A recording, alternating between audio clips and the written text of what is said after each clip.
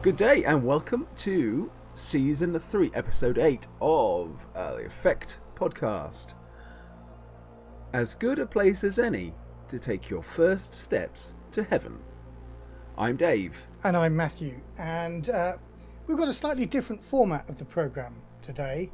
We're not doing any work at all today. No. We've taken time off. In fact, we have had the weekend off, haven't we? Last weekend. We have. And we've got a whole bunch of people around the world to do the work for us. But before we get on to them, we will be, of course, saying thank you to our patrons. We've got a couple of new patrons we need to say thank you to. And also talking a little bit about the world of gaming. And most of that is going to be about Dragonmeet, which is now only a week away. Are you excited, Dave? Indeed. Yeah. I mean, yes, I am very excited. The only reason I hesitated slightly is that I've got the most manic week at work next week. It's probably the busiest week I've had in years. So, oh God, just trying to get my brain beyond that to Dragonmeet. But yes, I am really looking forward to Dragonmeet, and I'll tell you all why when we come to World of Gaming, I guess. Yes, we'll talk a bit about that later, and then the rest of the program is dedicated to all the people that have now got a new shiny copy of Alien in their hands, and particularly those among you who may be new to role-playing. Now, a couple of episodes ago, Dave, you did a kind of 9 top tips for new GMs experiencing. Wasn't it like 13 top tips or something? No, I think it was only 9. I tried to get you up to 10. I've completely forgotten what they were, actually. If it was 13, we would have called it a baker's dozen of top tips. Anyway, I'll put a link in the show notes to people that want to hear your top tips. And you see, I've cleverly got out of this. I'm not going to offer any top tips here. What I've done instead is interviewed a number of people from the podcasting and gaming world around the world, literally. People from America, people from here. We've got one of the GMs who's going to be running Alien at Dragonmeet as well, talking about what he's learnt, cracking it open for the first time and having a practice game. So we've got a number of people that are going to give you your top tips for being an Alien GM, particularly if you're new to the whole idea of role-playing games. Indeed. And that's Excellent. The content. Really, that's everything we're doing in this episode. Yeah. Easy peasy. But before we get on to that, let's say thank you to 2 of our patrons. Actually, one of these patrons, I notice, is also going to be another one of the GMs that's running Alien at Dragonmeet, and that's Jonathan Pay. And also we've got Neil of Paladin Gaming. Both of them became patrons last month. So thank you, both of you, for supporting the show. Your support means so much more to us than the money itself. Absolutely, completely. But don't not give us the money though as well, of course. Yeah, we also like the money. The money pays the bills, keeps us going. But yes, thank you. Yeah, as Matt said, your support is not only enormously welcome, but it's quite humbling and flattering that people out there want to support us and have us do more of this kind of stuff, which is brilliant. And whilst people want us to do that, we will do that. So, because I think we love it just as much as we love getting nice feedback as well. Yeah. In fact, actually, I just want to do a segue. This is a really uncomfortable segue because I'm slightly forcing the issue, but I'm going to force it into the world of gaming and Dragonmeet. One of the things that our patrons have enabled us to do is print a whole bunch of stickers that I thought might be fun to give to Alien and other Free League Zero System GMs at Dragonmeet. So if you're running a Free League game, come and see us at the Free League stand and we'll give you 5 or 6 of these stickers. And they're achievement unlock stickers for people that roll a whole bunch of dice and push a whole bunch of dice and yet still fail. Which I think every player of a Free League game knows that feeling at some time or another, for sure. Yeah. And it can be, particularly if you're new to the system, it can be a really sinking feeling. We wouldn't want to put it off. We wouldn't want that moment to put you off playing Zero Engine games. So a lovely sticker to celebrate actually what's quite an achievement of failure. Yes, to take the edge off the pain. Yes. So that's a little bit. So we're now talking about Dragonmeet. So what else have we got to say about Dragonmeet? Well, we are Free League at Dragonmeet. So we are manning the stall, the Free League stall, which is in Trade Hall 2. I think we've got our location now, which is stall 5 and 6 in Trade Hall 2. And so Matt and I are going to be representing Free League, selling Alien games, selling Alien additional stuff, dice and so forth, but also having a pretty good stock of all of Free League's other key games. So we'll have Coriolis, Things from the Flood, Tales of the Loop, Symbaroum. So come along and buy it all up. So test mine and Matthew's salesmanship skills. I feel like I'm kind of going on to The Apprentice a little bit. But, yeah, it'll be great. So we'll be running that. We're going to have some able help from not only my brother Tony, but my son Morgan, who are going to come along and help out as well. And of course, Morgan is running yet another version of Alien as a GM. I think all those shows that we know about all those games that we know about are also booked up in advance. Aren't they? It looks very much like that, yes. So I never saw Morgan's game actually on the list for sign-ups, and it was Phil who's going to give top tips later on. It was Phil that mentioned that it looks like when the slots are full, they fall off the list, so you can't see them. So I think there's two lists, Morgan's on the booking list, so they disappear off that. But Morgan is on the other list, which is just a long list of games that are being played. I've seen that. Exactly. Yeah. So he's still on there. So he's still doing it. So it looks like the Alien games got booked up pretty quickly, because I looked at that booking website not too late on after it was opened, and Morgan's already wasn't on there. Yeah. So it's great. It's great that there's such interest in Alien, and yeah, I mean, that's brilliant. The other thing, actually, this Dragonmeet is a absolutely packed program for us. We might be quite tired in the evening, eh? We're going to need some beer, aren't we? I think to recover from all of this. Oh right, so I suggest we meet at the bar at 6 o'clock, Dave, to have a beer. How about that? Well, I might be there at 7. Well, and you'll have to be there at 7 because the hall is open until 7. So you'll be trading whilst I'm doing something else at 6 o'clock. What are you doing at 6 o'clock, Dave? Well, I'm delighted to have been invited by our friend Chris Handley of Darker Days Radio. We'll put a link in the show notes. To his Hearts Racing panel discussion about horror role-playing games and how you can maximise the horror effect and things that you want to think about in running horror games. And I'm not the only person there. I'm delighted to have been there as a freelancer for Free League, having you and I both got the credit for Hope's Last Day. I love the way you say you and I both got the credit. It sounds a lot like you're saying I did all the work. Well, I did do most of it. But it wasn't entirely absolutely mine, because you did do a lot of the typing. I'll grant you that for the final version. This was a joint effort of the three scenarios. Yeah. Of the 3, they chose one of the ones that I'd written.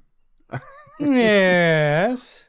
But there is about a paragraph of your writing in there, so I tidied up your grammar and then left it in. So, but now this is an Effekt endeavour. The fact that I've done sort of more of the legwork on it than Matt is neither here nor there. It's a joint effort. It's neither here nor there. It's a joint effort. So you're going to be talking about that, I guess, and yes, painting me obviously as your imaginative muse. What else are you going to be talking about in the panel? Well, we've got there's a good range of some much more experienced horror game writers coming along as well. So I'm not certain of the exact final lineup yet, so I won't say any of the names just in case we're getting them wrong at this point. But it's going to be a pretty good lineup of both sort of very experienced professionals in the role-playing community and industry. And rank amateurs like you. And strong track record of writing. And there'll be There'll be newcomers to the industry, although bringing 40 years of role-playing experience, like me. Right, gotcha. So, it should be great. So 6 o'clock, it's called Hearts Racing.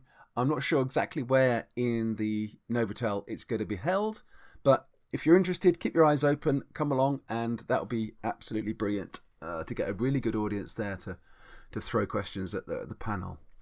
The other thing to bear in mind, just to say is, delighted, both Matt and I are delighted to have been involved in the Alien RPG and getting that up and running and some of the writing. So if you want to talk about any of the book or any of the writing, or in particular the scenario Hope's Last Day, or some of the stuff about the xenomorphs which I contributed some writing to, come along and find us. Matt and I would be more than happy to talk our heads off about Alien, about some of the other things that we had to cut out of the scenario because of there was a limit, and we had loads of stuff we could have put in, but there was a clear limit on how far we could go. Let's face it, the only reason our scenario is in the book is because it was short. And even then, they made us make it shorter. Let's be really frank. Well, yes. I mean, it was good as well as short, but the big issue is they couldn't fit Chariot of the Gods into the book once I laid out all the rest of the content. So we're honoured. We're still honoured, and we're very pleased. Absolutely, yeah. But it is a short scenario. We were lucky on a wide range of fronts to not only have been in the position to help them out in that situation, but also to have been in the position to help them out for the UK Games Expo, where we ran the scenarios there. And as a result of that, I'd written the first version of the Xenomorph XX121 rules for that. So all of that was just really lucky. All the planets aligned, and then they had a problem because they had so much good stuff they wanted to put in the book. Suddenly Chariots of the Gods was too long, so that became a separate publication, and then they needed a scenario, and Hope's Last Day is what we managed to work up. That's exactly the sort of anecdote we could be telling people at the stall, but they won't want to know that now because they've listened to us. Well, some people might fall asleep halfway through some of our conversations because we do bang on a bit. Well, I was going to say, you were saying we'll be happy to talk about it. I think people who listen to our podcast know that we are very happy to talk about all Free League games. That's true. Yeah. Once, at least twice a month for an hour or more. So come and join us. What are we not doing? Great. One of the big changes, I think, from when we last spoke about Dragonmeet is we thought we were going to be handing out copies of Alien to some of the pre-order customers. That's right, yeah. And that's not happening now, no. That's not happening. Nothing to do with us. It's the fact that by accident, they all got sent their copies of Alien anyway. Yes. Hooray! They've all got them early, and I think they're very pleased to find them early. But they won't be coming to pick them up. I think, actually, Thomas has told us about one customer who's got a damaged copy, and he said that chap can pick up obviously a new version from us. Yeah. The other thing we've got planned, if all of that wasn't enough, is the Grindbone tournament, Grindbone 2183. Now, Matthew, you're doing all the work on this. Do you want to tell us a little bit about it? Well, yeah, I'm doing all the pre-work. You're going to be running it because you are the best horror GM, as we've already decided. So I'll edit the word horror out there when we do the edit. I'm doing the edit on this one. Damn. I talked about it an episode or so ago. We talked about the location, which is Grindbone, and it's inspired by the successful competition we did at the last Dragonmeet, which is a one-on-one player versus player competition. We're not strictly, I realise, of course, obeying the player versus player rules of Alien. Well, I think it's up to the players in this situation, because actually knowing that in the rounds 2 of them are going to survive, if they want to gang up on the others, they can. Is that what you're saying? It becomes a bit more like Battle Royale meets Alien. Yes. which is absolutely fine. Which is potentially a good thing. But then that's going to be risky because you might turn on one of the players, and then they might actually kill you instead. Yes, yeah, it should be fun. I'm really keen for this one. You're going to be prisoners, like you were in Grindbone last year, and you're going to be encouraged to fight each other, like you were in Grindbone last year. This time, the prison is in 2183, and on top of the weapons that are scattered around for you to find and kill each other with, there will also be aliens who are going to try and kill all of you. So it's going to be fun. It's going to be fun for you as a GM, Dave. It's going to be short. Absolutely, yeah. Given that, as we've already discussed, it looks like all the pre-booked Alien games are sold out. If you turn up on the day looking for a game, come and see us at the Free League stand, and there will be 15 spaces, which will go very quickly, so come and see us early. They will. And what we'll do is we will have you fighting each other in 3 rounds of 5, of which the last 2 survivors out of each group of 5 will go on to a final, of which there'll be 6 of you, and the last survivor in that final will win a copy of the Alien RPG. The limited edition Alien RPG. As long as it gets sent from Sweden, because they've run out of the limited edition at Games Quest. They're sending it to me, so we should have that. Brilliant. What was I going to say? So yes, it's an opportunity to play Alien, not really a proper cinematic scenario, and it could be a very short opportunity to play Alien. You may survive minutes. Yes. That's going to be from 12:30 till 2:30 for all 4 rounds. So Dave is going to be making sure people die pretty quickly. Yeah, well, it's as long as you come into the game recognizing that your game might last less than 5 minutes, or it might last 2 hours if you win. 2 hours, 1 hour if you win 2 rounds, then that's fine. So just be ready to die mercilessly if it happens. And this was the same as we had last year with the Forbidden Lands Grindbone tournament, and everyone took it all in the spirit that it was intended and had a great time. Even those that, I mean, there was one character in one round who died before they even got to do any actions. Yes, there was a slightly wobbly bottom lip on that player, as you remember. Which is fair enough. But then every other death, sudden and merciless as they were, was all taken with great spirit. Yeah, exactly. So it's all a bit of fun, with a slight chance of winning a really, really nice book at the end of it. Now, given that we've been talking for, by my count, 18 minutes already, we should move on. There's just a couple of other bits of World of Gaming news I think we should say. Yep. One is we're coming down to the last few days of the Vaesen Kickstarter. Yeah, that's right. So if you want to be in at the very beginning of Free League's latest game, Vaesen, then get thee to Kickstarter quickly and sign up for that. Yeah, and that's a sort of gothic horror based on Swedish and Scandinavian folklore. Style game. I sent off to Sweden to actually get a copy of the book upon which it's based.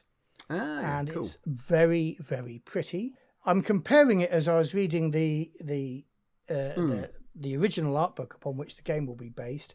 In my head, I'm also thinking about a game I think I talked about in World of Gaming a few months ago called Liminal, which is a modern day investigating fairies type game. But this is set in the 19th century, as you said. Yeah, should be good. And just for our Swedish listeners here, there's also a re-release coming out of Free League. And that is, I think, my translation of Swedish is Mutant Heirs of Apocalypse, which is one of the early Mutant brand games that was actually published in its second edition, I think, by Jan Ringen, who, of course, have now come back into the Free League fold, and so it's given them the opportunity to republish it. Yep, cool. That's not a Year Zero engine game. That uses a different set of mechanics, because it precedes Mutant Year Zero. Yeah. Cool. Well, the last thing I'm going to say is a couple of weeks ago, a few weeks ago, I ran my Alien hack where the players played Xenomorphs, and we've just finished broadcasting that. And it was only this last weekend that I'd seen Matt's show notes on the podcast site about how much of a crime against role-playing this was. Oh, it's crime against role-playing.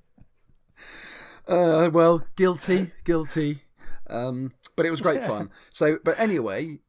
And it's attracted quite a bit of interest. Anyway, so a few people have posted on various social media fora asking for me to put the rules as they were up so they can replicate the game, which is great. I'm doing that. Hopefully by the time this broadcasts, I might have had it done already. Quite a lot of it was in my mind, so I just need to put down some stuff to just to indicate a few of the things that I sort of had in the back of my mind but never wrote down. So I'm writing that up at the moment. It'll be about 3 or 4 pages long, so it's not going to be, it's not much in the way of rules. It's very much a game for a GM who likes to wing it a bit and doesn't mind making things up as they go, with a few rules and ideas that form a framework for it. But keep your eyes open. If you're interested in that, then that'll be out on my blog, rpggods.org, but I'll also post that up on Facebook, and I'm sure Matt will stick up on Twitter and elsewhere. And yeah, I'll be delighted to hear how people find it. But just to reiterate, this isn't official Free League stuff at all. I mentioned it to Nils and Martin and Matthias when they were over for the UK Games Expo, and they were quite clear that this is a fan thing and not a Free League thing. So vehemently against hopefully they'll forgive me for my little bit of temerity and actually going ahead and doing it. But we all had good fun. It was. Yeah, I'm not sure I do though. But I don't care whether you forgive me or not, Matt. So yeah. So watch out for that. We ought to crack on with the rest of the show, and just to explain, we as I said, we've got people from all around the world. The first person I interviewed is Doug, our friend from Victory Condition Gaming, and I thought, we've done a lot for him. We've been on his show quite a bit. It's about time he returned the favour. So our first guest is an old friend of the show. We've done some work with him before, and that's Doug from Victory Condition Gaming. Thanks for having me on. As you know, we're doing a show specifically about top tips for new GMs coming to play Alien for the first time. And you have recently been in that position because my co-host Dave ran a couple of games for you, but then you ran Chariot of the Gods for a group on your stream. So tell us a little bit about your stream, Victory Condition Gaming. Victory Condition Gaming. I started a few years ago with my daughter. We were doing all sorts of tabletop content. It was mostly just her and I, and the last few years, it's really kind of blossomed into a whole network of folks that come on, and a great team of contributors that come on, and we do all sorts of role playing games, we do board games, we do interviews, and we've kind of branched out into all these different areas. We have a 2 weekly podcast now. I've got a radio show that airs locally here in the States, and actually on public radio. It airs up here in one of the biggest city in Vermont. I live in Vermont. If anybody's familiar with the Northeast United States, Vermont's not a very big state, but we've got one city that's fairly large, and they were looking for what they called was kind of like geek radio. They wanted geek radio. And so I've worked in the radio industry for a little while doing marketing, and they reached out to me and asked me if I wanted to be a part of it and have some sort of content on their weekly schedule. And sure enough, they. So the only way we can listen to that content though is by listening to the radio in Vermont. Right, you'll have podcast, to. Am I right? Yeah, no, you'll have to move to Vermont, Matthew. So I will send a plane over right now. Okay, you just need to persuade the radio station to let you release it as a podcast as well. I mean, the BBC does it all the time. Hey, I think some of the content is from the podcast, but they kind of tweak it, and we do some exclusive content for them as well. Brilliant. So are you pretty much full-time podcaster and YouTuber now then, or do you have a proper job? No, I have what I call my Clark Kent job. There was a time I thought this guy must work in a t-shirt printing shop, because you released last year a great range of shirts that what you called your dumpstat t-shirts. Yeah, that was D&D fans could label agility as their dumpstat, or charisma or whatever as their dumpstat, and proudly wear that at conventions throughout America. And I've heard a rumor that you've just started a new line of t-shirts. We did.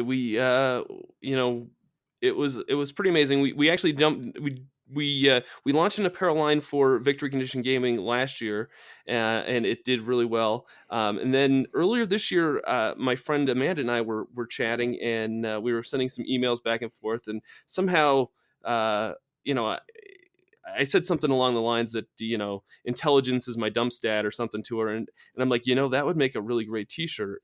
And so earlier this year, we launched a line called Dumpstat Tees, and it was crazy. It took off, and we really, really appreciate everybody that's supported that line.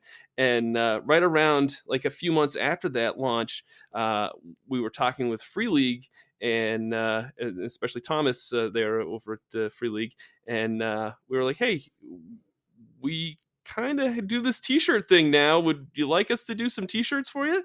And we've just launched Free League t-shirts for their company owned or publishing owned rights, their games that they own the rights to. Right, the full right. So not Coriolis t-shirts, I'm guessing, but yes to No. Forbidden Lands. Forbidden Lands, we launched just a week ago with Forbidden Lands line. We've got a Free League logo, branded apparel line, and then we're working on a Symbaroum line. Excellent. So, yeah. So that's great. Now, but I ought to warn listeners, because we've got a global audience, that line is only available in the US, the continental US. Just the US market for that. And you can check that out at freeleagueshirts.com. Freeleagueshirts.com for you US listeners. Not even over the border in Canada. Not yet. We're trying to figure something out there, though. Okay. Watch that space, Canadians. It's been great talking about what you do in the world of gaming. You're really good at promoting all sorts of games. Not just ones from Free League like us, but I want to talk specifically about a Free League game that I've seen you GM, and I'm hoping that you might be able to join our other guests in giving 3 top tips for new GMs who are starting out playing Alien, the RPG.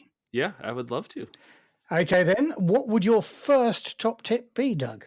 Well, I'll tell you what I did when I first when we decided that we wanted to do the Charity of the Gods series on the show. I actually went back, and it had been quite a few years since I had watched the Alien movies, even though I have them, in my DVD and Blu-ray library. It's been a few years since I had watched them. I went back and watched Alien 1 and 2, just to kind of refresh my memory, and also to give me some inspiration for the series that we were going to do on the show with the game. So I think that was a big help with especially setting the tone and getting me in the right mindset as to what I was trying to go for with that with those sessions. I think you could use what you see on the screen, couldn't you, to sort of relay in people's imaginations the grungy setting of this particular version of space. Absolutely. Moving on quickly to your next top tip. I guess for a new GM, I would say that if you can game with your friends, that's probably a good suggestion. Don't GM with folks that maybe you don't know all that well. And the reason why I say this is because usually if you're just GMing for the first few times, it's always good to get feedback from your players. And I always like to, after we do any of these sessions on the show, I usually go back to the players, and I'll be like, hey, be honest with me, what really worked here, what didn't. And a lot of times, if the folks that I have on my show, I really respect, and they're friends, and I really, I don't get offended by the feedback that they give me, even if it's negative, or if it's positive, that's great too. But I think having having access to feedback that is honest, and that is coming from a good place is key. And I think if you can get 4 or 5 of your friends that that you can take constructive criticism from as a GM early on, that's a good thing. That only is going to help you in the future. Right, we're overrunning, but what's your final top tip? My final top tip would be to if you're GMing for the first few times, find a place that doesn't have a whole lot of distractions. So I would suggest not GMing at like a large convention, or I think that there's so much going on, and if you can find a place where you're in a room with just the players and just yourself, I think that helps a lot. And then that way the players are giving you their attention, and you're giving them your attention, and it just creates, it's so easy, especially with it when you're GMing for the first few times, to get disconnected from the scene that you're trying to set. And even for seasoned GMs, if there's a lot of distractions going on, it's hard to keep everybody focused. So if you can make sure that you're in a setting where there's not a whole lot of distractions going on, especially early on while you're GMing, that's a now big that fan. brings me on to another question there that I want to ask you. Sorry, we're overrunning, but I'm in charge of the program. Sure. So No, that's fine.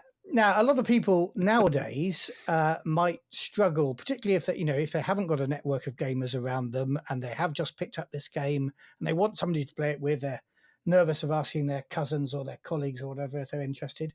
Although I would say, just ask. It isn't the 80s anymore. They don't burn your books if you suggest you want to play a role-playing game. Nope.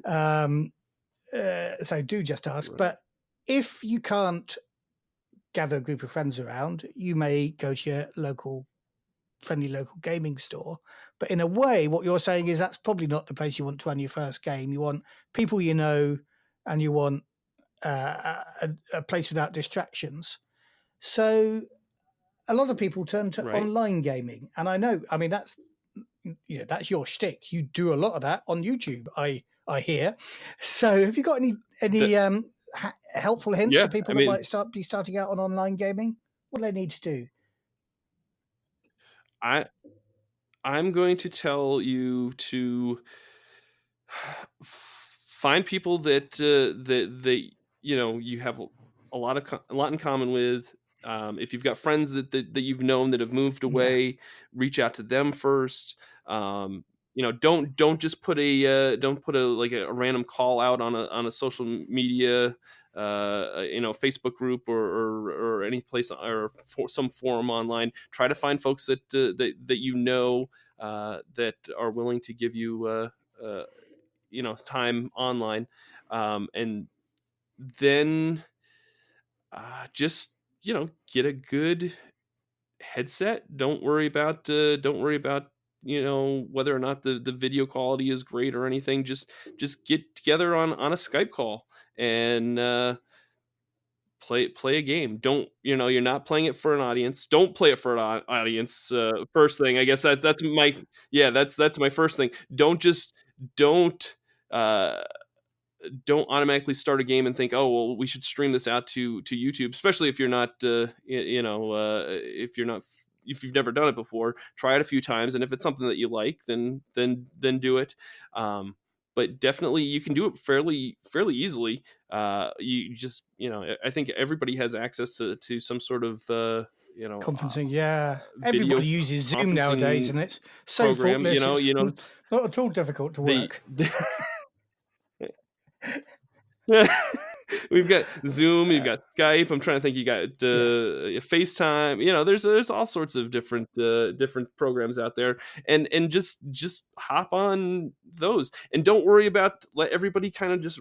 I mean, there are some online dice rollers that you can access to, but if people like to roll dice when they're playing role-playing games, so let them roll their dice like at the table and just let them tell you. Trust your players. Exactly. You know, if they really want to be right, if they really want to like flub their rolls and tell you what you know, that oh yeah, no, I got a 20 every single time, you know, fine. They're only cheating themselves. Let them do that. I mean, more than likely it's if that's the way they're going to right, they're only going to be cheating themselves. But most people like, that I play with online, they just like, oh, yep, no, this is what I got for a roll, and it's so fun, and we have a great time with it on the show. And just don't sweat it. It's not something that we do. Co-host Dave doesn't particularly like playing online, but we do live quite apart from each other. We're old school friends, you know, who all got different jobs and careers and moved to different parts of the country, and I think that for me, that's one of the reasons I think online gaming has taken off is connecting people who do share an interest but can't get together as often as I'd like to. Absolutely, yeah. I think it's been a great great reason for. I think it's one of the reasons why the RPG hobby has taken off in these last probably 5-6 years, is just because more people have realized that hey, we can play these games online and we don't have to, you know, schedule a game night and wait for everybody to show up and have everybody bail on us and then not be able to play. You know, when you can do it from your own home, from your couch or from your recliner chair or whatever, and play, then people tend to, you know, be more apt to play. I've taken a lot of your time now, a bit more than I promised it would take. So I'll let you get back to your lovely wife, who I know is just out of hearing. Thank you very much, Doug. And let me recommend to everybody that they tune in to Victory Condition Gaming on the YouTubes. And I'm sure Doug would want me to say subscribe. That's right. Thank you, Doug. Well, it's great to get Doug on the show, and really, really interesting to hear his views. Obviously, watching the movies again is a great idea. They are well worth watching, even the ones that I think, you know, the later ones in terms of production, they still offer some good stuff for alien GMs to think about. And obviously that's all part of the canon for the game, because that's part of the canon that is out there. I don't disagree with anything he said there. I think it all makes eminent sense, particularly if you're a new GM, you know, playing in an environment where making a few cock-ups isn't going to matter and no one's going to, you know, give you a hard time over it. Because you learn by making mistakes in these kind of things, and it's fun almost. You know, it shouldn't be an argument. It should be a bit of fun. So I think, So once you've got your group together, our friend of the show, Anjuli, has got some tips for actually starting to play. Cool. Our next guest is friend of the show, Anjuli. Hello. It's nice to be here. Hello.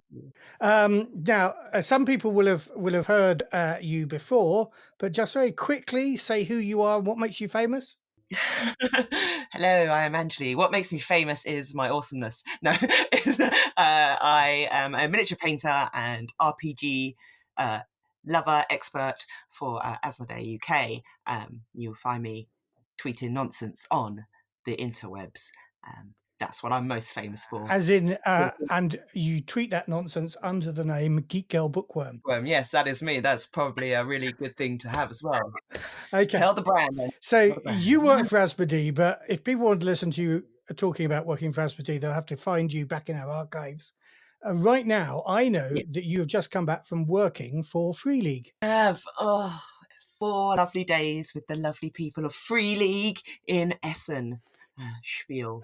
Excellent. And you were manning their stand at Essen Spiel. What did they have for sale? Everything that they could sell. So we had Coriolis, and Symbaroum and Forbidden Lands, Tales from the Loop and Things from the Flood, and the new board game Crusader Kings. Yeah, because I went to Essen last time with Paradox, sitting under Paradox's banner, as it were, to sort of showcase the prototype of Crusader Kings.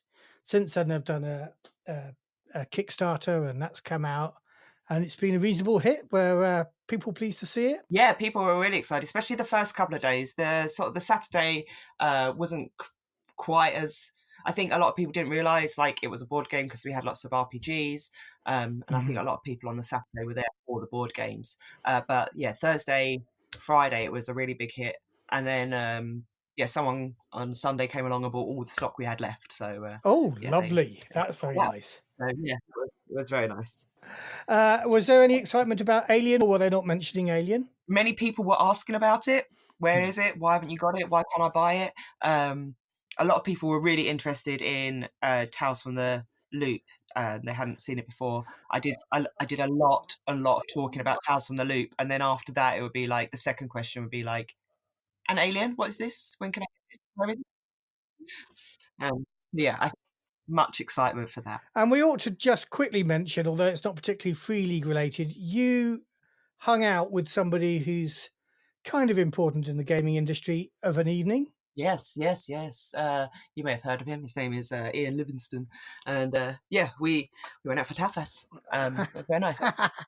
I'm very jealous of you for that. I told you before the show that I wasn't going to say that, but I am. It was awesome. It was so much fun. Very, very lucky. I don't even know what my life is at the moment. From the photos on your Twitter stream, actually, it looked like it was a lot of fun, like some quite drunk fun as well. Yeah, it was stream this out to YouTube, especially if you're not if you've never done it before. Dragonmeet, but for some reason, just because I don't know if it's because you're in a different place, you don't know anything, and it's all a bit, it's holiday feeling. But I just had so much fun. I got to hang out with some really cool people and just network and talk to people, and it was just I really, really loved it. I had really bad con blues afterwards. I was like, I can't believe I'm still not there. This makes me sad. I've got to wait a whole year before I can go back again. Yeah, well, you're making me jealous. I think I might have to go to Essen next year. Anyway, that's not what we're talking about. We're biting into our time here, and we've recruited you to the show for this episode to talk about your top tips for new GMs who've just got an exciting new rulebook for Alien in their hands, and they want to play a game, but they may never have been a role player before or seen Dungeons and Dragons. And of all of us who are on the show, I think you are the most recent neophyte GM with only 5 years worth of experience. So I'm really hoping you can remember your first session and the mistakes you made, and have some really erudite top tips for new GMs. Okay, yeah, I think I can do it. I think I can cast my mind back. Okay. So what's your first top tip then? First top tip. Don't be afraid to not know the rules. That is my first one. Because if you're going to spend all of your time checking the rule book for rules, then you're going to eat into your playtime. You're going to lose track of the story, and everyone's going to become disengaged from what's going on. If you don't know a rule, make it up. Make a note to maybe look that rule up for next time. But in that spur of the moment, say, this is what I've decided we're going to do. The rules are only there as a guideline anyway. So just go with whatever feels good in the moment. Yeah, I mean, this is a storytelling game.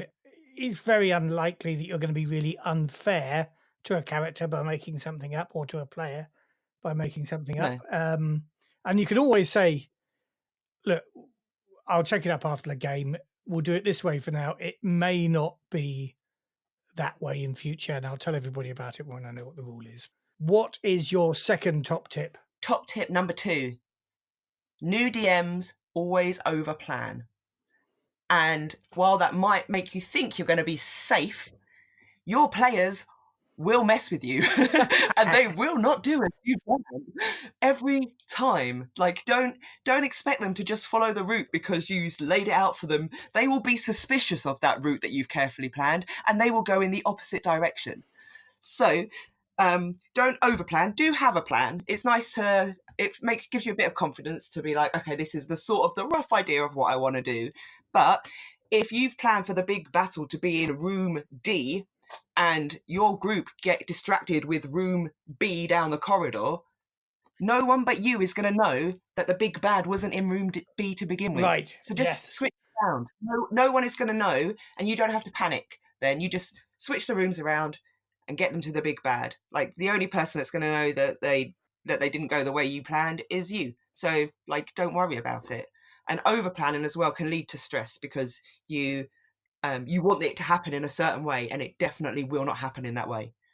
Your players are murder hobos, and they will destroy everything you planned and created. Yes, that is right, isn't it? I mean, no plan, as they say in the military, survives contact with the enemy, and no scenario survives contact with players, because they will just turn left, won't they? Yes.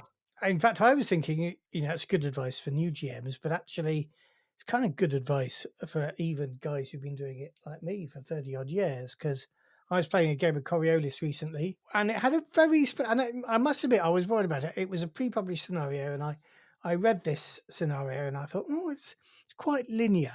You're expected to start at this end of the spaceship and go to this end of the spaceship. But that's cool, because I can see what they've done is they've broken the airlock at the final end of the spaceship, as it were. So everybody will go that way. So that's fine. Okay, got that in my head.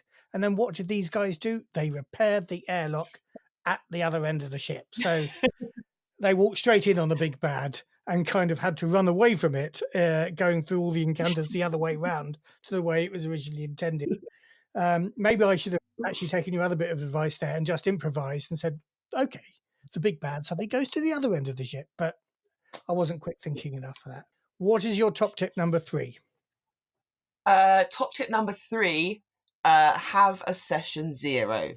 If you are going to be having a campaign setting, and this is more than a one shot, you're going to be playing for a number of months, years with this story, have a session 0. Sit down with your players, explain to them the story that you're looking to run, and then find out what they're looking to play in. Because if you've got 2 conflicting ideas, one of you is not going to have any fun. And then, the way you win RPGs is that you have fun. Yes. So if your players aren't aware of the way that you want to play the game, then they can be upset, and you will either lose the players or they'll just have a naff time.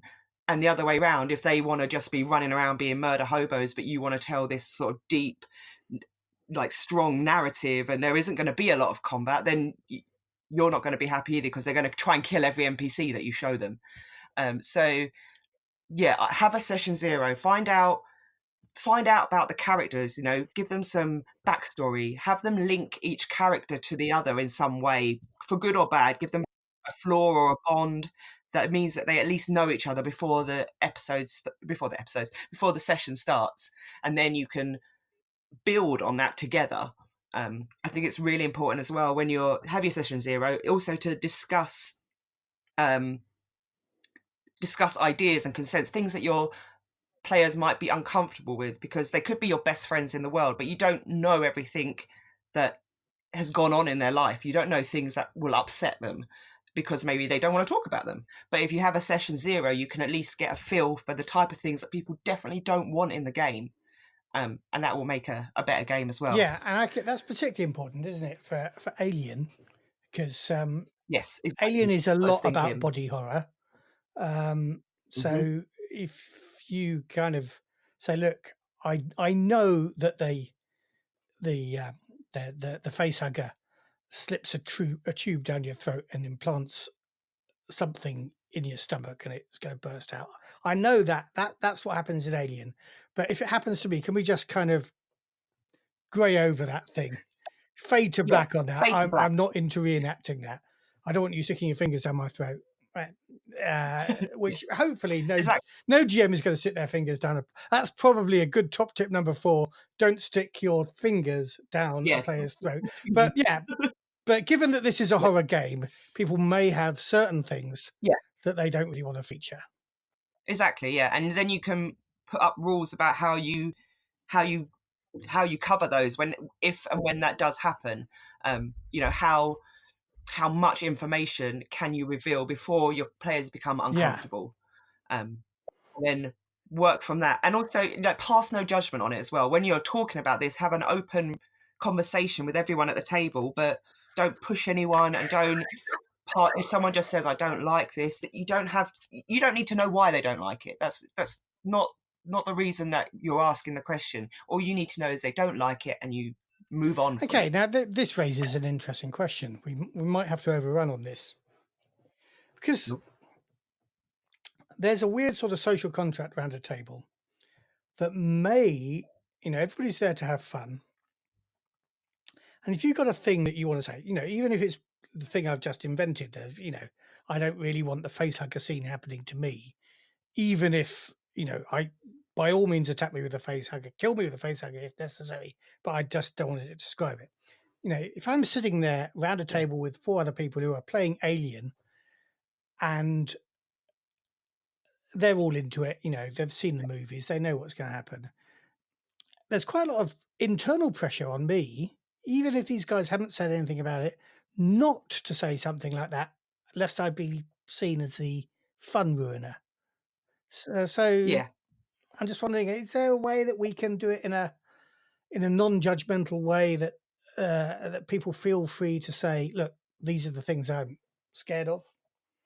Or well, so I did a one-shot game with a group from EA Games last month. I got hired to be a DM for a team building exercise for EA in Guildford. And before we started, I sort of told them the type of story that it was probably going to revolve around, and I sent them out Monty Cook's free consent guide. And I said to them, there's a form at the end. Most of this stuff is definitely never going to come up in a game that I play, because I play fun, happy, laughy games. And but there's a form at the back, and it sort of says, like, it's got amber levels, and you just say green, yellow, or red, like what you're okay with, what you're not okay with, and it just gives it doesn't give you like a big description. It just has words, a description word that says like this type of thing, this type of thing, this type of thing, and then it gives you a chance to add extra ones as well. And all I did was say, fill those in. You don't have to put your name on them.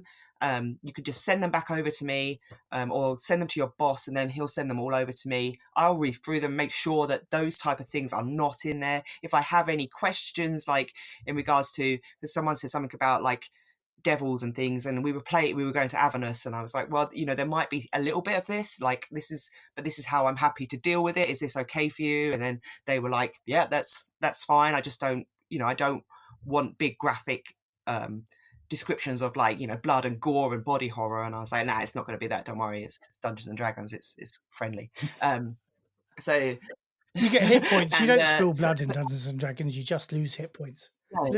Little indicator above your head, the bar goes slowly down to 0. Yes. And that worked really well, actually, because I didn't know any of them, they didn't know me, but it meant that before I turned up, I had in my mind an idea of the things that they did and didn't like. And you can do that for your anyone around the table. You can, before you start the game, even if it's a one shot, you can say to them, right, quickly have a read through this. Like, if there's anything here that stands out, something you definitely don't want on there, just circle it, just highlight it, and pass them up to me. You don't have to put your names on them, and I'll be able to look through and see the highlighted bit and be like, okay, keep those things out of it, fade those to black. If that's coming up, cut it out of my story. Or it means a bit of work for you as a GM, but on the whole, it's going to make a better game for everyone, because no one is going to be worried that something is going to pop up that shouldn't pop up, that they're not happy with. Okay, and have an X card. And that's an X card we'll come to in a moment. Let's come back to that. But that Monty Cook guide to consent, is it? Yes. We'll put a link to that in the show notes. Yeah. I haven't looked at it, but is there space on the end of that form to say face huggers putting their tubes down your throat and implanting an alien in you? definitely. Yeah, there's a bit at the bottom. It's like a blank lines, and it just says, "Is there anything else?" And then you can add your own things. Like, you know, so there's someone put, "I don't like vomit. Please don't have anyone vomit on me or near me." Yeah, I know. I know there and are people that oh, are triggered by that. Yes. no. So yeah, let's just go back to an X card. You said have an X card. What is an X card? I mean, I know what an X card is, but our new listeners don't. So an X card is literally just a piece of paper or card with a cross on it. Put it somewhere on the table where everyone can reach it. And tell your players that if at any point something comes up that they are not comfortable with, so something that maybe they didn't even think about putting on the forms, if they feel uncomfortable, all they have to do is tap it. Cool. They don't have to say anything, they just tap it, and that part of the story stops. We fade to black, we start, pick up somewhere else. And that's all the X card is. And it's just there as a sort of safety, security sort of blanket. It's just there to say, I am aware that, you know, you have things that you might not like, and I'm here to deal with them. So yeah, just tap the X card and then move on. Well, thanks very much for taking your time out to talk to us, Anjuli. I'm sure we'll talk again soon, and we'll probably be seeing you at Dragonmeet. Yes, I will be there. I'm doing a live stream from Dragonmeet, so that's very cool. exciting. Yeah, you're joining us on the podcast zone. Well, I say that. We're joining you on the podcast zone when we can get any time off on the Free League stand, but there we go. Yes. Yeah. Okay. So if anyone wants to learn to paint, I will have miniatures, paints and brushes, and you can come along and learn to paint. It's great. It's been fabulous talking to you. Yay. Yeah, well, I couldn't agree more with Anjuli on two things, particularly. Don't worry about the rules. So I think that is so important. One of the things that I find most frustrating as a player is having to pause the game and sit there feeling the tension seep out of the room because the GM is spending 20 minutes going through a book trying to find an arcane little bit of ruling, which they could just as easily make up on the hoof, do something that works really well, and then check the actual rule after the game is over.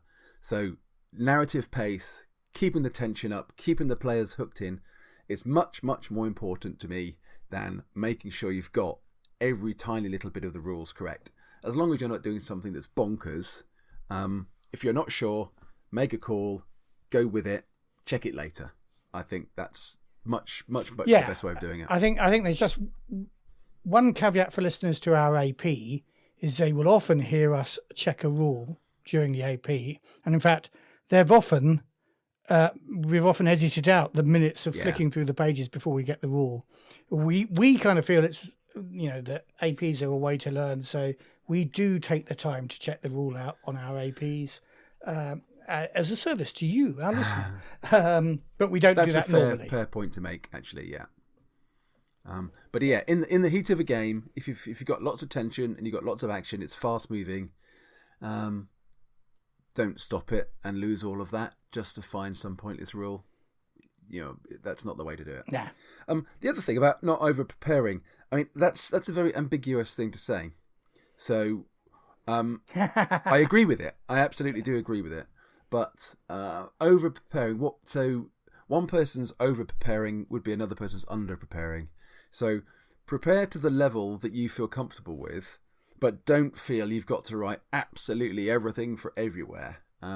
Keep focused on the key elements of the story, the key protagonists, the key antagonists, those key moments that you want the players to go. And motivations as well, I think, is important. You know, don't try and predict what that antagonist will do in a particular circumstance, but think about what it is they want out of life and then be guided by their motivations when it comes to having them react to the weird thing that your players just did. Absolutely. But also I think there's a thing about, certainly for me, in writing a scenario, I'll have an idea in my mind of a scene or a moment that I want to try and build up to, and having the what's the word I'm looking for? The scaffolding that gets you to that moment is important, and I'll put that in my scenario. But actually, it's a scaffolding because it's not a fully fledged building. You know, it's just a guide to get you there. Yeah. Because things will change.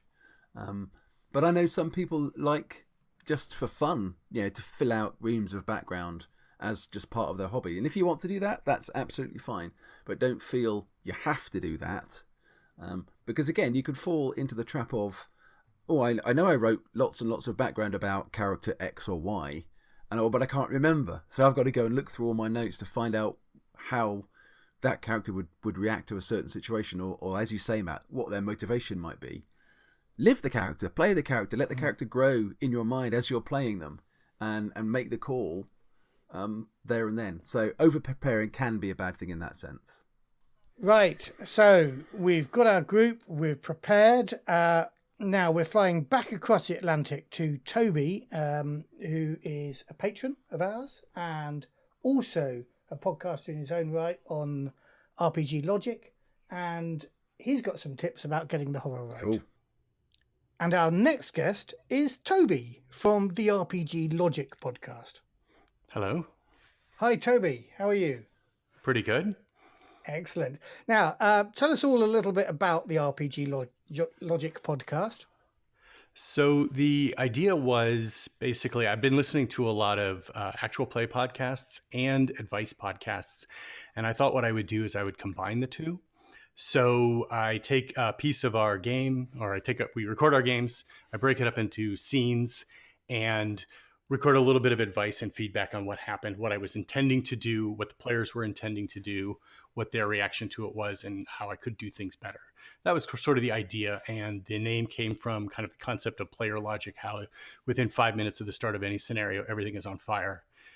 Yes. But that's so far we haven't had a whole lot of that. Exactly. Yeah, I mean, I discovered it when, in the early days of playing Coriolis, and you'd done exactly that thing, and you had a sort of discussion with the players afterwards as well. It's a really good format. I really love it. Is it popular? Have you got a good number of listeners? I do not have a whole lot of listeners, and some of that is, I think, probably because some of the choices we make on games. We play games that we really like. We do not play D&D because I don't think it translates real well to the audio-only format. Yeah. So we don't have a whole lot of listeners. But. And, I'm thinking about this. I've kind of taken against the Conan game from Modiphius, and I'm realising I haven't listened to you for ages because you were doing quite a lot of Conan. And we've been slugging our way through Conan. Yeah. Yeah.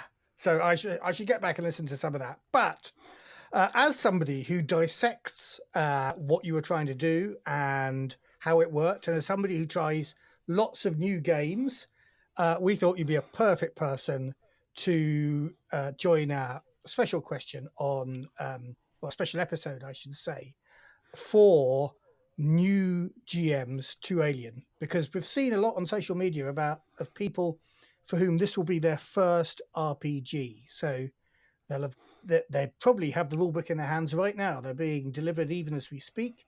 And what are your top 3 tips for advice for a new GM? So the first one I have is the atmosphere that you're going to be building at the table. So you're going to be first thing you want to avoid, because Alien is really a survival horror with an emphasis on horror there. So the first thing you want to make sure is, as the GM, you are not making jokes. Let the players do that. They're going to do plenty of jokes on their own. Don't participate, because you were going to be breaking your atmosphere that you're creating. The other part of that atmosphere is you're going to be doing that atmosphere through description. So everything is going to be dark. I don't know horror movies, strangely enough, I love doing horror games, but horror movies are really, I have a real hard time with them. So I've seen parts of Alien, and I've seen all of Aliens but not all in a row. No. In Aliens, in Aliens, everything is dark when they're outside. It's night, it's raining, it's overcast. Inside, everything is broken, it's leaking. It's dark, it's close. You can't see very far. You do not have a good sense of what is going on around you. So make sure that when you're describing the room, when you're describing the scene, you're going to be you can't spend a lot of time on any one description, but at all times you want to throw in 1 or 2 sentences about, okay, you look down the dark hallway, there's a pipe gives out steam and obscures your view down the hall. That sort of thing. So you're constantly throwing in little notes on what to provide that atmosphere to your players. Yeah, let's hold on that one, because two Sure. things. I feel like that's advice for me because I'm always cracking jokes with my players, and as soon as they crack a joke, I crack a joke back. So one of the It's things so hard to not. I don't feel like I'm a particularly good horror GM, whereas my co-host Dave probably is better, and probably gets more annoyed when people crack jokes as well. We'll have to ask him. The description thing, though, is really important. And I think what I'd say as well to a new GM is don't necessarily read out the description of the room that is in the book. Just take a few points from that, layer it on, as you say, with dark and steam and stuff like that. Think about the movies. But as soon as you start reading out a description, you kind of lose the descriptive tone and start giving a lecturing tone. And as you say, that doesn't help the atmosphere. Yeah, keeping the descriptions really, really short, but you can keep doing more description, keep adding more to it every time they ask a question. And so your second tip? My second tip is, and this is something in addition to the description that I really have to work on, is make things harder for the player characters than you think they should be. So for me, I'm always like, well, I don't want all the player characters to die, so you're playing the wrong game, Toby. Don't play Alien if you don't want them all to die. Exactly. You got to remember, this is Alien. If at best one person is going to make it out of there, and only after, again, everything is on fire, they've used up all their ammunition, they've gone through, they've tried 5 different ways to rescue themselves. Let the set up a difficult situation and let their failures, which is going to be my next point, let their failures make things harder for them. Yeah. So the truck breaks down. Okay, try and fix the truck. Okay, well, you didn't fix the truck. Well, now what are you going to do? You don't have the part. You can't re-roll.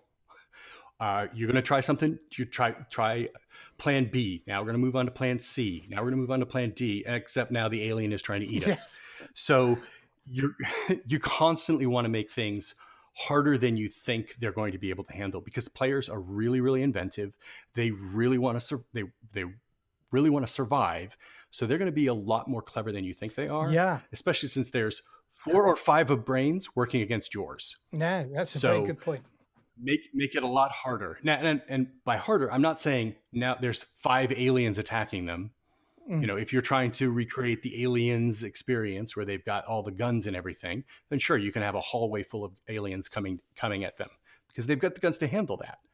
But if it's the colonists trying to escape, the difficulty is going to come from everything's breaking.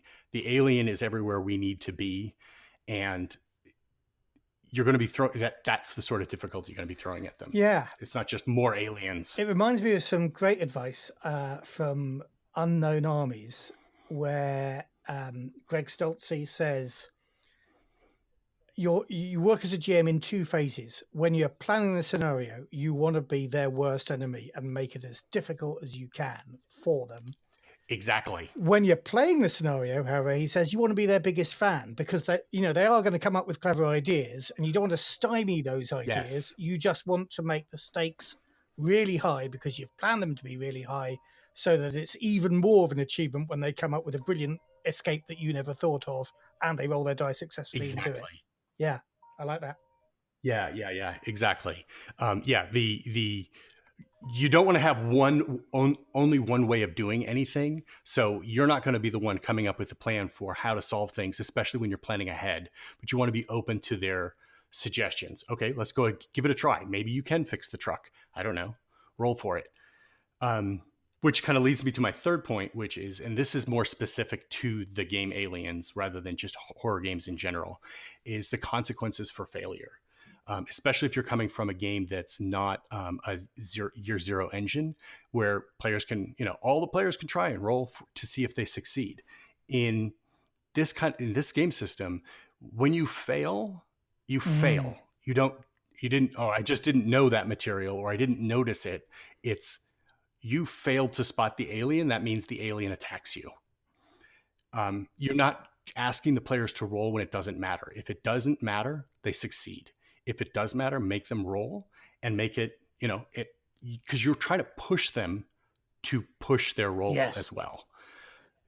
So you want them to do that. You want them to push the roll to build up that stress as much as possible so that the situation, the characters are feeling as much tension and stress as the players are hopefully also feeling. It's still supposed to be fun, but you want to push the players into making that decision to push their roll. Yeah, and that, at that cost as well. I think it's interesting as well because you played Coriolis. And as you say, there doesn't seem to be, in Alien, the rules very clearly say that one person attempts the thing, others can help by adding a dice to that person's roll, but you can't do multiple attempts on the same thing.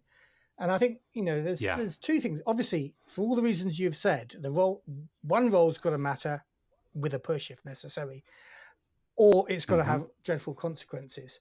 In Coriolis, I was thinking about this. You can roll as many times as you like, or a party can roll as many times as they like. It doesn't have the help rule. And I was thinking, but of course, every time they push their rolls, the GM gets a darkness point. So in a way, they should be thinking about rationing the number of times they attempt a thing as well. I haven't thought it through properly, but I thought it's interesting the way, the different levers of essentially the same mechanic change things about. Yeah. Yeah. I think making the one of my favorite games, Red Markets, has a one and done roll. Only one person gets to try anything, and that's you get to live with those results, or you pay somehow to get a different result. But it's always one and done. And I really think emphasizing that when you're playing Alien or any Year Zero game is important. One and done. Yeah, one and done sounds good. Brilliant. So they're your top 3 tips for new Alien GMs. Is there anything you want to say? Do we know when the next episode of RPG Logic is coming out, or are you taking a bit of a breather from that? The next episode will come out. All I can say at this point is sometime this month, probably next week. Well, we will include. Well, this episode is probably going to come out roughly that time. Whichever it is, we'll include a link in the show notes and hopefully get you some more listeners to RPG Logic. Perfect. I look forward to hearing it. Brilliant. Well, thanks very much for joining us, Toby. And I'm going to let you get off to your house repairs now because I know you've got workmen coming. Yeah, exactly. I think the guy just called me. Brilliant. I'll let you call him back. Thanks. Cheers. Take care. Bye-bye. Bye-bye. Right. Yeah. I mean, setting the atmosphere is obviously very important in a horror game. I guess my one slight caveat on that, considering the groups that I tend to play with, you kind of can't stop people cracking jokes and laughing their heads off all the time. So it's quite difficult, I think, in that sense to really get that sense and maintain it in that way, as if it was almost like a live action role play kind of thing. But if you can get that, and you can get the atmospherics in your location, the lighting and any music you might want, right, then absolutely, then that can really add to the feeling and the sense of the game. But I certainly agree about the level of description you should go to in terms of how much you describe about the location, about the aliens, and about everything around you. Focus on the atmospheric things. Don't feel you've got to describe every single little bit. One thing I did, and I've sort of been doing in the games that I've been running, is using kind of body movements as to sort of describe the movement of the aliens. So I've kind of, at the UK Games Expo, when you've got an alien coming down a vent, in my mind I've got the shots from Aliens when they're coming through the vents, or from Alien, and I try and just, with big arm movements and stuff, try and give a feel of a sense for that. So it's another way of trying to describe it. I'm not sure how well that worked. Nobody went, "Oh, you're being a bit of an idiot." So I hope it had the right effect. Because again, it's another way of describing kind of what they're seeing, and then leaving everything else up to their imagination to fill in all those gaps, which is the best. So are you saying, Dave, that you GM through the medium of interpretive dance? Anybody who knows me or has seen me will know that the answer to that question is no. But through interpretive arm movements and that kind of stuff, maybe. maybe. But well, Phil was a late addition because I think we'd originally agreed that we'd talk to the three that have already spoken, and then I thought, hold on, we've actually got a new Alien GM who's got his book, he's been reading the rules, he's run a game, for the first time, so he's got the best experience and the most recent experience of anybody. So let's listen to what he's got to say. And our next guest is Phil Geraghty. Hey. Hi, Phil. Who are you and what makes you famous? Because, we only have famous people on this podcast. I'm Phil Geraghty, and I'm famous for being in the first group of Alien RPG participants at UK Games Expo. Aha, yes. That's where we met for the first time, isn't it? UK Games Expo. But it's also worth saying that you're coming to Dragonmeet, which is at the point of broadcast of this podcast, just maybe 2 weeks away. And Absolutely. What are you doing at Dragonmeet, Phil? I'm paying forward the misery of Alien RPG. So I'll be running in the first session of Dragonmeet for Alien RPG of Hope's Last Day, which I think you know the authors for. And that, of course, is based on one of the scenarios that we played at UK Games Expo. Not the one that you were playing in, I think. You weren't a musician, were you? I'm still not a musician. I've been trying for years. In the character you had in UK Games. Absolutely not. No. Right, no. No, So, we were trying to find the casino. Yeah, you were the burglars. That was good. Right, and so you're GMing Alien at Dragonmeet, and that means you have been playtesting and working out what the most important things to remember are. Yes, yeah. It's been quite fun. My experience with regards to Free League games is I've played Tales from the Loop and read through Things from the Flood and GM'd Tales from the Loop and Coriolis. And so I thought, well, Alien's the same system, so let's do that then. And we twisted your arm a little bit to be a GM for us as well, didn't we? Well, yes. I needed a little bit of gentle goading, I suppose, but I got the violent goading instead. No, it's been great fun. You did that play test when? We did a play test last weekend, and we played for about 3.5 hours and got about probably halfway through, actually. Ooh, that's interesting. Yeah. Yeah. In terms of the 4 hour slot you've got at Dragonmeet. Yes, absolutely. And that brings me on to the sort of first thing that I encountered that was a surprise for me, which is that not everyone necessarily knows the setting as well as they or you think they might. So we had one of our players who I had presumed had seen all of the films, really experienced guy in terms of media. It's his passion, really, actually. Had only seen Alien and probably saw that about 20 years ago. So although they knew xenomorphs, they know the general the broad concept of the perfect killing machine. Yes. They don't know aliens at all. So when you come into a scenario that is based effectively right at the beginning of the Aliens movie, you have to explain quite a lot about the environment and even things like the weather, etc. Because you remember the atmosphere in Alien, the climate in Alien, there was hardly any. Yes, exactly. So saying, well, we're there. Well, you kind of are, but it's actually not. So that was the first thing is actually understanding who you're playing to and making sure you can set the scene really well in a concise manner. And so what sort of top tips do you have? Because you can't then explain to this guy the entire plot of Alien. For a start, it's a bit of a spoiler for the scenario. So how did you set the scene? Yeah, absolutely. So with regards to that scenario and Hope's Last Day, fortunately they knew Alien, so it was quite straightforward to say effectively, we've returned as a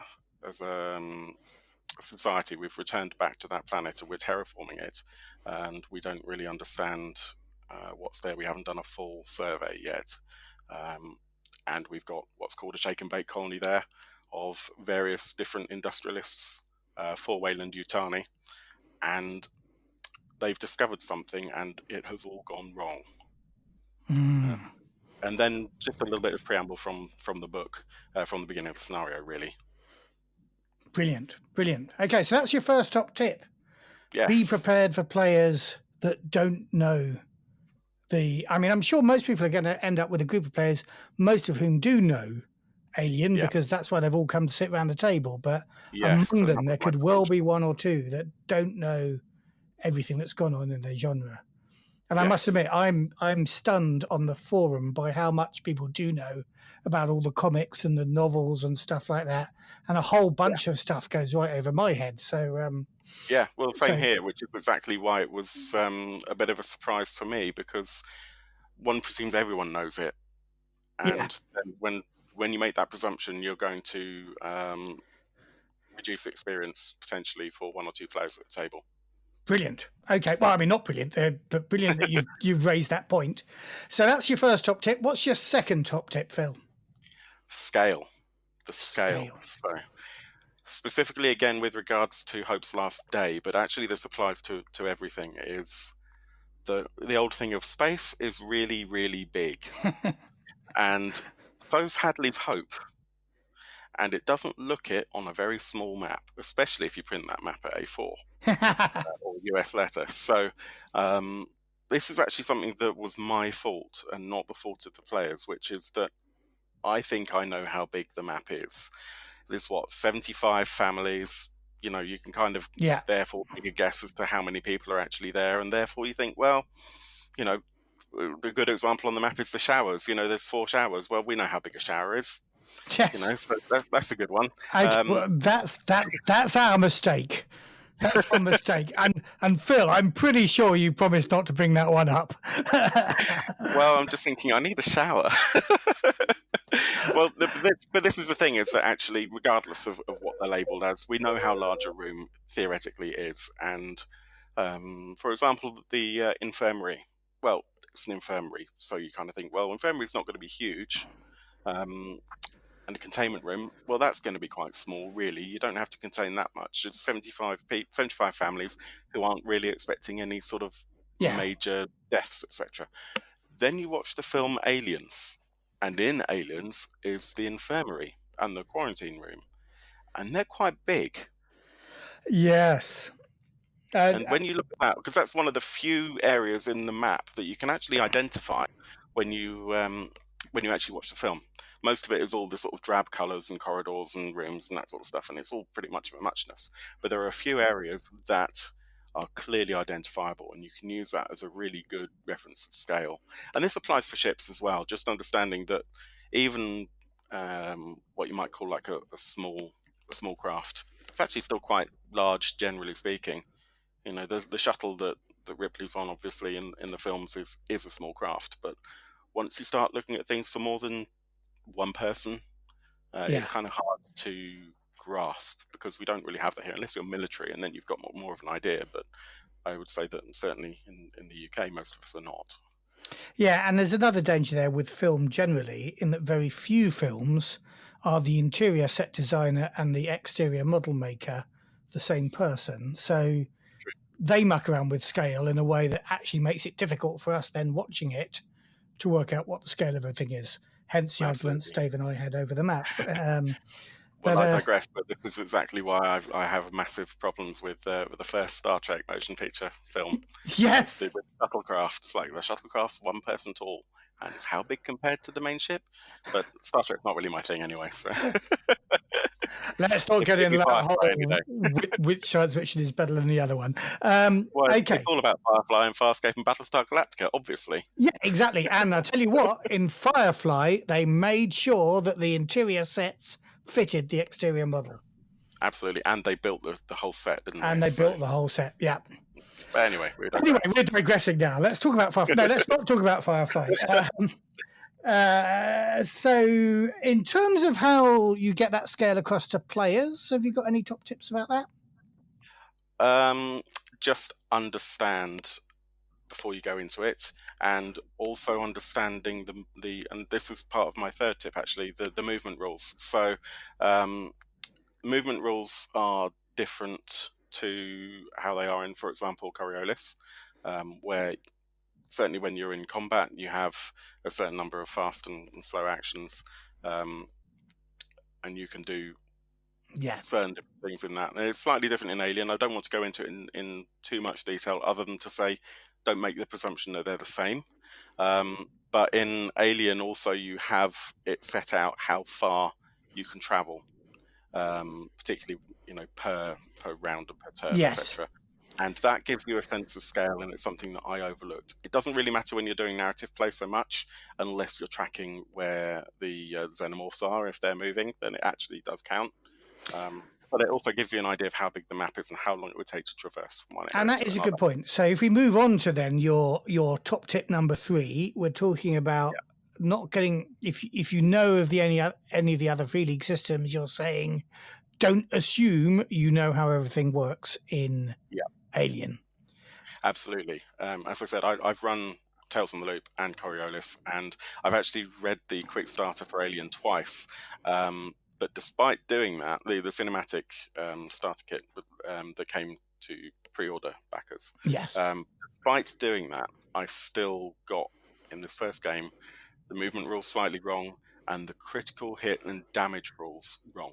Because in my head, I was more veering towards how it's dealt with in, for example, Coriolis, and it's very different in Alien. Okay, so let's just unpack that a little bit for our listeners. In Coriolis, the hit points are different for a start. So you add your 2 physical stats together to get the number of hit points that one has. In Alien, you only count your strength stat as hit points. Yeah, you're squishier. You're a lot squishier. You're pretty squishy in Coriolis. But to compensate for that in Coriolis, people can make critical hits happen on you as a stunt. And are you telling me that they can't do that in Alien?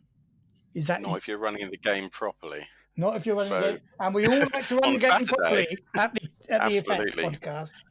Yeah, don't we, Dave? Yes, we do. Rules as written, Dave. Yeah, absolutely. This is where you and I agree, to be fair. But, that's because we're nice people and we like to do things by the book. So in Alien, you don't roll on the critical hit table unless someone is broken. So that's when they get their hit points down to 0. Until that point, the stunt rules apply. Yeah. And that's across the board, basically. And I'm just pulling out range combat because obviously I have all the books to hand. So range combat. We'll get you and your. You can spend extra successes on pinning down your enemy, which is a thing you can do in Coriolis. Inflict 1 point more damage for each extra success, which again you can do in Coriolis. You can change initiative, which is something that's similar in Coriolis. You can disarm somebody, and you can push them back or make them fall prone. But the added stunt that you can do in Coriolis is, as you say, depending on, it might cost more successes than just one extra one, but you can claim a crit, and you can't do that in Alien. You can only do a crit in Alien when you're at 0 hit points. So that's an interesting thing. If somebody's coming out of this out of something like D&D, where you have, I can't remember how many. It's a long time since I last played D&D, but my last campaign I had a barbarian with 80 or so hit points. Does that sound reasonable? I don't play the dreadful game. Right. Yes, it does sound reasonable. And here you're going to be, well, on average, you're going to be 2 or 3 hit points, aren't you? Yeah, exactly. We had one player with 2 and one player with 4, and neither of them had armor. And so running in head first wasn't probably... Yeah, we don't give our players armor. Don't be ridiculous. Well, there's doors. They're almost the same. They're colonists. They're not about armor. Exactly. Okay. Absolutely. So you can get quite easily because you're going to run out of hit points quite easily. Yeah. I guess the important thing to say is when you're down at 0 hit points, you could get a crit that's like a bloody nose or a sprain or something. It doesn't kill you. Absolutely. Although obviously if you get down to 0 hit points and you are engaged, which is very close range of an alien creature, they're probably going to eat you. Yes, but they're probably going to do that anyway. Or lick you until you turn into an egg. Yeah, either's good, right? Well, I don't know. So, I've just been putting the last episode of Dave's weird version where the players are aliens, and it feels a lot like non-consensual sex to me. But there we go. Well, I thought we were just talking about making breakfast, but okay, whatever works for you. But yeah, so also worth understanding that there are that the tables that are available for criticals you don't just have one table for the players, and that actually crosses for the Xenomorphs as well. You have tables for each of the creatures. Right. But I just wanted to come back to movement, because I think that you touched on a very important point.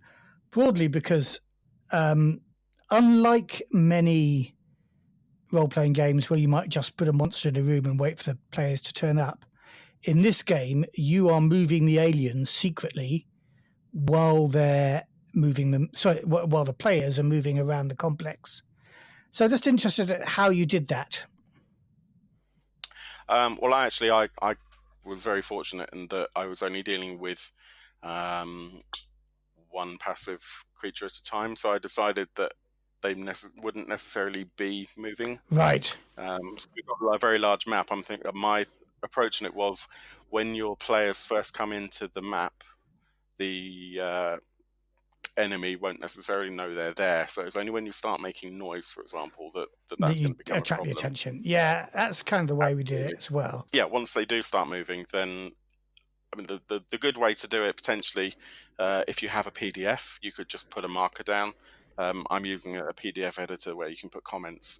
So I actually have a comment for every different alien entity that's on the map, and you can just move that comment on the PDF. No, that's brilliant. That's what I do with my iPad as well. Other tablets exist. Yeah, we're not the BBC. We can shill to the high heavens. No, well, it's iPad.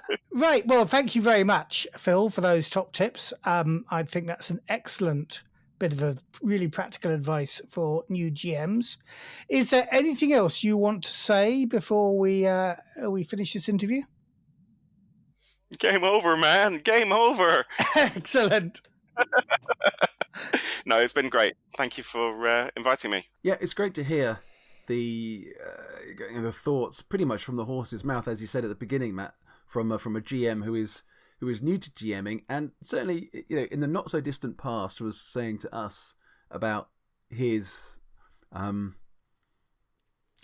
not anxiousness, but maybe nervousness in throwing himself into GMing something like this. And it's great to see, nobody, if they've got the right people to play with, needs to be nervous about running a game, like about GMing. It does put you on the spot a little bit. Everyone's looking to you a little bit, but then in the game setting, all the players, everyone's looking to everybody else to make the story work. So yeah, I mean, again, interesting to don't make any assumptions about your players' level of knowledge. I think we've probably all done that at one point or another. Yeah. Yeah, and it's. I think I've probably done that with Alien. I think I had one game at UK Games Expo where we had a person he'd heard of Alien, but he'd. I don't think he'd seen any of the movies, but was interested to try it. So yeah, that's a fair point. You just need to make sure that your background has got sufficient material in it, and that gives every person a nice sort of common level of knowledge that's enough to get them into the scenario. I think also he made a good point about getting yourself confused with other Year Zero engine games, and I think we've all done that. I think actually the only person who probably hasn't done that is you, and you just completely forgot about armor at any point. That was going to be my top tip. I thought if you challenged me to say, well, you haven't done any top tips, my one was going to be, remember the armor. From bitter So yeah, experience. aliens aren't quite so invulnerable, it turns out, if you forget to make armor rolls for them. Yeah, indeed. But no, great to hear all of that. It's it's brilliant. It's been a delight. I guess our next magazine episode will be reporting back on what went on at Dragonmeet. Yep.